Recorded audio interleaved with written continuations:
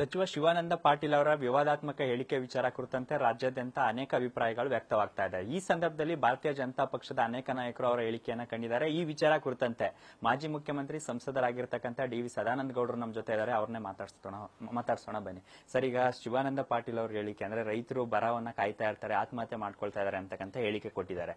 ಈ ವಿಚಾರ ಕುರಿತಂತೆ ತಾವು ಏನ್ ಹೇಳ್ತೀರಾ ಸರ್?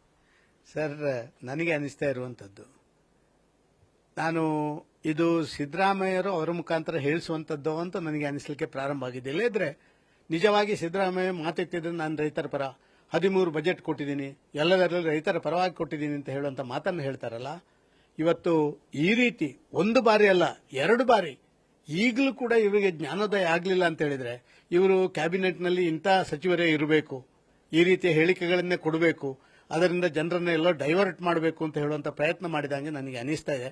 ನೋಡಿ, ಒಂದು ರೈತ ಇವತ್ತು ಅವನ ಸಮಸ್ಯೆ ಅದು ಅವನಿಗೆ ಗೊತ್ತು, ಬೇರೆ ಯಾರಿಗೂ ಗೊತ್ತಿಲ್ಲ.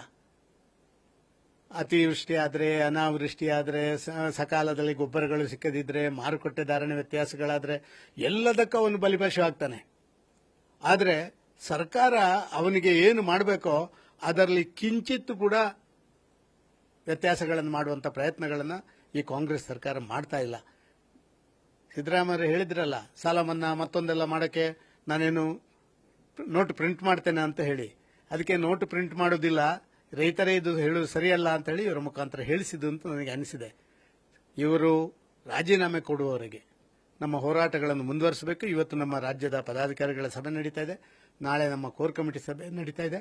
ನಾವು ಇದರ ಬಗ್ಗೆ ಪ್ಲಾನ್ ಆಫ್ ಆಕ್ಷನ್ ಮಾಡಿ ಖಂಡಿತವಾಗಿಯೂ ಇವರು ಸಕ್ಕರೆ ಮಂತ್ರಿ ಆಗಿ ಇರಬಾರದು ಅಂತ ಹೇಳುವಂತದನ್ನ ನಾವು ಖಂಡಿತ ಸಾಬೀತು ಮಾಡಿ ತೋರಿಸ್ತೀವಿ. ಸರ್, ಸಚಿವರ ಬೇಜವಾಬ್ದಾರಿ ಹೇಳಿಕೆಗಳ ವಿಚಾರ ಕುರಿತಂತೆ ಈಗ ರಾಜ್ಯದಲ್ಲಿ ನೂತನವಾಗಿ ಪದಾಧಿಕಾರಿಗಳ ಆಯ್ಕೆಯಾಗಿದೆ. ಈ ಸಂದರ್ಭದಲ್ಲಿ ತಾವೇನಾದ್ರೂ ಸಲಹೆ ಕೊಡ್ತೀರಾ? ಸರ್ಕಾರದ ವಿರುದ್ಧ ಹೋರಾಟ, ಸಚಿವರ ಬೇಜವಾಬ್ದಾರಿ ಹೇಳಿಕೆಗಳ ವಿಚಾರ, ಸರ್ಕಾರದ ನಡೆ ಬಗ್ಗೆ. ಅಲ್ಲ, ನಾನು ಅದನ್ನು ಹೇಳಿರುವಂತದ್ದು. ಈಗ ನಾಳೆ ನಾಳ್ದು ಮತ್ತು ನನಗೆ ಅನಿಸಿದೆ, ಇವತ್ತು ಮತ್ತು ನಾಳೆ ಸಭೆ ಇದ್ದ ಕಾರಣ ಹೊಸ ಅಧ್ಯಕ್ಷರು ಎಲ್ಲರಲ್ಲಿ ವಿಮರ್ಶೆ ಮಾಡಿಯೇ ಉಗ್ರ ಹೋರಾಟ ಹೇಗೆ ಮಾಡಬಹುದು ಅಂತ ಹೇಳೋದಕ್ಕೆ ಹಿಂಗೆ ಮಾಡಿರಬಹುದು. ನಮ್ಮ ಸಲಹೆಗಳನ್ನು ನಾವು ಕೊಡ್ತೀವಿ ನಾಳೆ. ಸರ್, ನೂತನ ಪದಾಧಿಕಾರಿಗಳು ನೇಮಕವಾಗಿದೆ, ತಾವೇನು ಹೇಳ್ತೀರಾ ಸರ್? ಅವ್ರಿಗೆ ಏನಾದರೂ ಗೈಡ್ಲೈನ್ಸ್ ಕೊಡ್ತೀರಾ ಸರ್?